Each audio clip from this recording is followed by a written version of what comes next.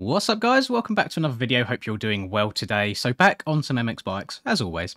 And I've got two tracks for you today. Now, one is called Overpass MX, and the other one is called Easy SX. And they are the two oldest tracks that were uploaded to MXB mods. I'm well aware that there could be tracks older than this on the forums. I didn't fancy going through a whole lot of digging. I just thought this would be an interesting concept, really, to see how far tracks have come. Both of these tracks are made by Twitch, and there was a mention of Vortex Damien doing the height map for the Overpass MX one. Both uploaded by Twitch though. So first of all, let's get into Overpass MX and see what it's all about really. It looks like quite an interesting track. Very, very fast by the looks of it. It's come to my attention that only 48-ish% of you that watch these videos are actually subscribed to the channel. So go ahead, press the button, completely free. You can always unsubscribe at any time, and it just really helps the channel out and grow more and more. And don't forget to turn the notifications on so you don't miss a video whenever they drop. Be one of the first ones there. Be one of them weirdos that comments first on every single video, but usually isn't first. But yeah. Oh well, enjoy. Right, so we are going to be running this bad boy today. We're on the Fantic 252 stroke, which is a bike that I'm not sure if I've ridden before. When I selected it in the menus, I had the stock Perboso gear, which would tell me that I've not created a setup with it at all yet. But we're going to see how it goes. So Overpass MX, as you can see there on the right, is it sandy? Hang on, let me listen. Doesn't sound like sand, but it feels like the bike's being kind of like weighed down a bit. Well, actually, that sounded like sand there. It might be sand track. I have no idea. We'll see. How big are these jumps? Oh, shouldn't have scrubbed that. Shouldn't have scrubbed that. Keep it going, keep going, keep going. Rah! There we go. So, as I was saying in the intro, I'm well aware that there's tracks older than this that exist on the forums and such. Hang on, let me turn that off. I can barely see where I'm going. It's so bright. Yeah, there's tracks that exist on the forums prior to this. But in terms of MXB mods, this is one of the oldest ones I could find, released on the 25th of November 2018, so 4 years ago now, which isn't that old in the grand scheme of things. I know I personally have played older tracks that I found on the forums myself, but it's interesting to see how far track creation has come. I feel like everyone was much happier, let's call it, back in the day, when kind of tracks like this were coming out and they thought it was all the rage. And now I feel like the standard of tracks nowadays is absolutely ridiculous. Like, if you was to release a track now that had a corner like that with no ruts in it, I think people would lose their shit and be like, what's going on here? The track's not finished, blah, blah, blah. I think visually, I actually quite like the decals that he's used on the track. Oh, this is cool. Never mind, this is quite cool. I like how he's got it kind of separated there from grass in that corner. Kind of just gives it like a more of a backyardy track type feel, like it's not been ridden like all day, every day, like a normal practice track. I quite like that. Maybe I think people should implement that on some other tracks. It looks like I've ridden this track before, looking at the ground and some of the markings, but I promise you I haven't. I promise this is my first attempt. Oh god. Okay, note to self, I need to look up at the track map more. Oh, I've made the track map smaller, by the way, so I imagine that on people's phones it might be quite difficult to see. But there's no nice middle ground. It's either 20%, which is on now, or 40%, which is absolutely huge. And when I'm live streaming and stuff, I don't like it being as big as it is, because I feel like there's so many overlays and stuff on the stream already that having a massive map at the top right as well, it's a little bit overkill. So I'm trying to make it a little bit smaller. It's not too bad for me. I mean, I play on like a big old monitor, so it's not that hard for me to look at. I apologise if you watch these videos on your phone rather than your PC. Maybe you're laying in bed right now having a watch, who knows? Maybe you've just woken up. Good morning if so. And the reason that I wanted to cover... Okay. That's a massive jump, but that's much bigger than the rest of them. Okay, right, I'm going to have to try and remember to send that next up. The reason that I'm doing two tracks in today's video is I feel like with tracks like this, it's very hard to kind of enthusiastically keep running laps, because they are very basic. Let's face it, they are basic tracks. They are kind of the earlier days of MX bikes where track making, maybe people didn't have all of the resources that they do nowadays, or everything was a lot more difficult. People had a lot less experience. So in a way, I can't hate on the tracks too much, but for me personally, they're not things I could see myself running loads and loads and loads of laps on. Some of the OGs of the scene might really enjoy it, but myself, it's nice for a handful of laps. Then after that, I'm not too sure. I feel like I could probably triple that as well. Maybe thing is, I loaded up the 250 because I thought on older tracks I've played usually, they tend to all be on the smaller scaling side of things. So I didn't want to hop on a 450 and just hit everything in first gear. I thought, well, okay, I'll hop on the 252 stroke, but it seems like there could be some weird and wonderful big boy lines on here. You can see I've just accidentally taken the exact same line around that along that entire straight. It's weird seeing my road turning white as well, rather than a darker colour. That is very, very interesting. Get up and over that. Oh, got it. And boing. Right, where is... I'm looking up at the map. Right, let me take the outside this time. I don't want to keep taking the same route all the time. Up and over this bad boy. Probably shouldn't scrub things when I forget how big they are. Over this one. That's a nice jump. I really like that one.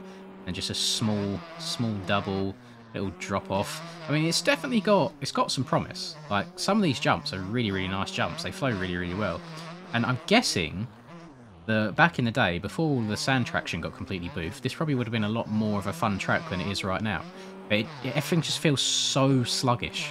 Like, it feels like I'm going so slow everywhere just because of the traction. Which is a shame. I feel like that is an issue with like game updates, is sometimes they do tend to break older tracks, which is always a shame, especially if people put a lot of blood, sweat and tears into creating something just for it to be thrown out the bin a couple of years later. It's not what you want to see. It's not what you want to see at all. Right, where's finish line jumps over there? I need to remember this. Now, what line can I take? Is there a berm around this outside? Oh, not really. Here we go. Get off the back of her.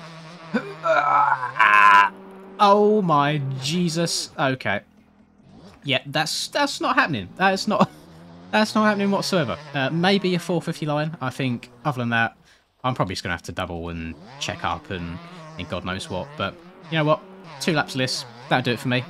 Onto the SX track. Right, this should be where I'm thriving a little bit more. Easy SX. Let's just have a little look around this. I mean, I'm guessing the clue's in the name that there's not really going to be anything challenging around here, which could be nice. I might have stumbled upon a accidental... Oh, get over that. Stumbled upon an accidental perfect map for the beginners, because I do get quite a lot of people messaging me, or just commenting on videos saying, do I know any, like, beginner Supercross tracks for people to practice on? I mean, that's more of a bump section than a whoop section. Very, very easy through there. One thing that would be nice to know, are there any big boy lines? Can I just, like, start sending shit? That's a double into a triple. So, yeah, everything's quite mellow. Berms are nice and easy into another triple. Can I triple this? There we go. A nice little stretch there. I guess you could go on-off, or you could try and jump all the way into the corner like I just did. Another triple. Round to the left. Back across start straight. Get on the binders. Skirt! Oh, my God. I'm locking up way too hard there. I need to be easier on the brakes. I'm not sure what the soil is on this track either, but...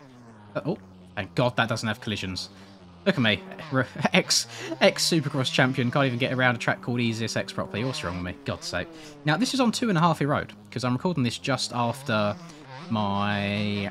Shit, what's the track name? After my Coastal MX track video. So, all of the settings are exactly the same, but you can see it's not really digging down at all. Like, the terrain's changing colour. I'm guessing back then, like, nobody would have had the knowledge that they do now about kind of soil layers or all the different terrain layers. It's very, very interesting. I love these little comparisons between old stuff and new stuff. There's a tiny bit eroded away there in the berm.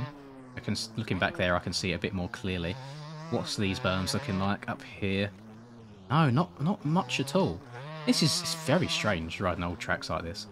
Especially for me, because old tracks for me, it's really hard to say. I think of tracks like Dorno, for example, which really aren't that old, but they're some of the first tracks that I ended up downloading and playing, because I only started playing this game towards the end of 2020. It's been 2 years now since I've been playing this game.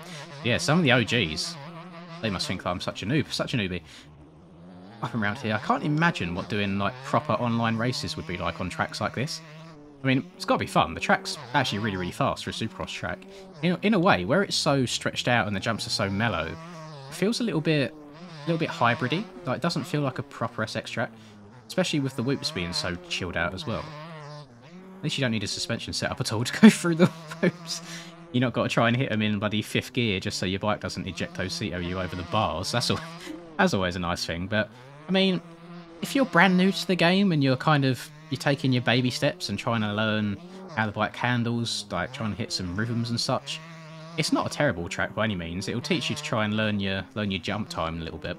Obviously, for me, it's really not been difficult to learn the jump sizing at all. That's fairly straightforward. It's quite intuitive, to be honest. Like, I mean, Only have to scrub off a little bit of speed to downside it nicely, but if you're starting off the game and you're hopping on, maybe you're on a 254 stroke and such, I think it'd be a good way just to get some rhythm going, try and turn to some consistent laps.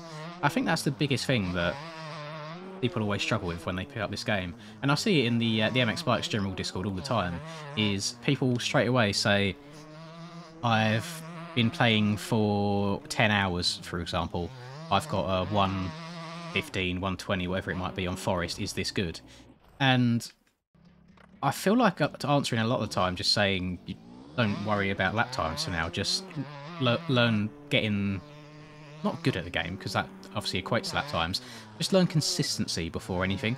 Even if you're, let's say you load up a Supercross track and you're doubling your way around the track rather than hitting any of the big boy lines. If you're consistently doubling around the track, then you are improving, you are learning. And then when you can, if you're running maybe like 5 or so laps without crashing, doubling your way around, then maybe try putting a triple in here or there, and don't do it all at once. You know, if there's a triple into one section, work on that one, and when you start getting that one right and doubling around the rest of the track, then move on to the next one, so on and so forth. And this game is all about, I mean sim games in general, they're all about learning from mistakes. So my mistake right there was I had the front wheel too high, which meant the back wheel was really low to the ground, so I clipped the landing, the last landing there, which sent me over the bars to my death. So next time round, hopefully, I will learn from that mistake and pitch the bike forwards a little bit more, to hopefully not crash and go over the bars. And it's just a process of elimination. Once you've made so many mistakes and you've corrected them so many times after crashes, even though I've crashed twice there in the same session, fuck's sake. Hopefully you don't make them mistakes anymore, unless you're an old man like me. Then you'll keep making the same mistakes over and over again. But I feel like the younger guys, 100% you've got an advantage. I mean, I take Rocket League as a great example. Most of the pros in Rocket League right now, very rarely are any of them over 18. You get the odd anomaly here or there, but they're all younger. You know, it's all their brains are just better. They can handle information faster. And I miss the old days of being able to be a proper little sweat on video games. I can't hack it anymore. Like, some of the people coming up now, they're so much better. And I was like, I wish that was me. Right, so we go triple here, and then double, and tap the back brake to get the back wheel up and over. There you go. I've consciously learned from the mistake. I knew what I did wrong. I knew what I needed to do to improve it. I've changed it, and now we're good to go. We're barking a little bit more. And now, after we're on lap 6 right here, you can see the track is actually starting to deteriorate a little bit, and there's somewhat of a groove forming in the corners, which is really, really nice. So who knows, after maybe another 10 or so, we might have a rut develop. But again, it just goes to show what a difference there is in between the modern day tracks and the newer ones. And it's nice. I mean, I probably couldn't see myself hopping back on these 2 tracks that I've covered for you today anytime soon, unless it was maybe for a challenge or something funny as a one-off online thing. Because I feel like most of the modern day tracks that I cover, I'll be like, yeah, I'll go play this again. I think it's a really good track. I think it's an interest thing, you know. Once maybe I think, actually, one way of describing it, which I think worked really well, I think that nowadays we are very, very spoiled. We get given such top tier, high quality tracks that anything like this, where it isn't up to those same standards, kind of we look down on a little bit, which I feel like I'm very guilty of in this video of doing. But then at the time, back in 2018 when this would have released, people would have played this and thought, this is hot shit, this is the next best thing. And it's just where the game has developed so far and the modders have got so much better at what they do that we probably take this a little bit for granted. But we wouldn't be where we are now without these ones in the first place. So all in all, I actually think they're absolutely solid tracks. All I would say on them now is they're probably more sorted to the beginner type role. So if I had another friend that maybe just picked up the game today, I would say, hey, go download EasySX or go download Overpass and just spin some laps and try and be consistent. Because it's going to give them a good understanding of the game, gets them a good understanding of how the bike handles and feels, and overall they're really not bad tracks in general at all. They're more than pleasurable for me just to spin laps and talk into the abyss whilst you guys click and listen. But that'll do it from me. I think I've had more than enough time on these 2. I think I've had about 7 minutes or so each, which really isn't a lot in the grand scheme of things, but like I said, I'm a bit spoiled nowadays with the high quality tracks that we get, so these ones are a little bit more on the boring side for me. But that'll do it from me. As always, if you've enjoyed, please do drop a like and subscribe to the channel if you're new. I will link both of these tracks down below if you want to go check them out yourselves and give them a little go. And yeah, catch you guys next time. Peace.